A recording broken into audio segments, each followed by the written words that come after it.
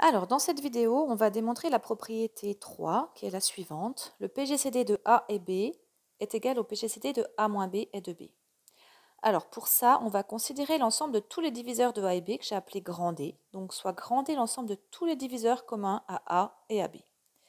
Et je vais considérer l'ensemble D' de tous les diviseurs communs à A moins B et B. L'objectif de la démonstration, c'est de démontrer que l'ensemble D et l'ensemble D', c'est le même ensemble.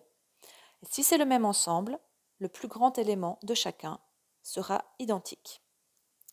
Donc le PGCD, qui est le plus grand élément, le plus grand diviseur commun, sera le même, celui de A et B et celui de A moins B et B. Alors on y va. Pour ça, on va considérer petit d, un élément de l'ensemble grand D. Donc petit d est un diviseur qui est commun à A et B. Donc il divise aussi A moins B et B. On a vu dans le chapitre sur les diviseurs que si un nombre entier D divise deux entiers A et B, il divise leur différence.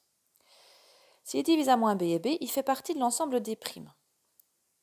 Et donc, c'est vrai pour tout élément de D, ce qu'on vient de faire là, ce qui signifie que l'ensemble grand D est inclus dans l'ensemble grand D'. On va faire la même chose dans l'autre sens. Donc, on va considérer D', un élément de l'ensemble grand D'.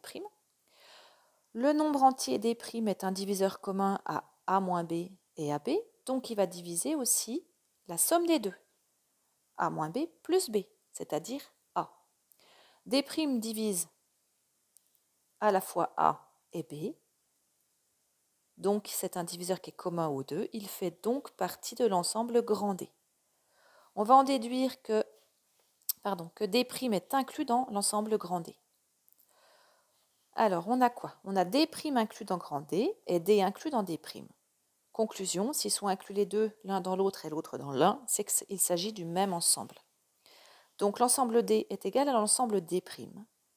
Et si ces deux ensembles sont identiques, c'est qu'ils ont le même plus grand élément.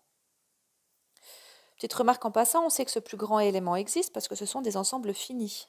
C'est des ensembles de diviseurs communs à deux entiers, donc ils sont finis. Ils ont le même plus grand élément. Je vais le noter grand D. Et ce grand D est donc le PGCD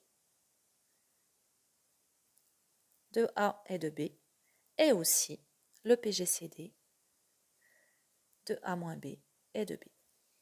Voilà pour cette première partie.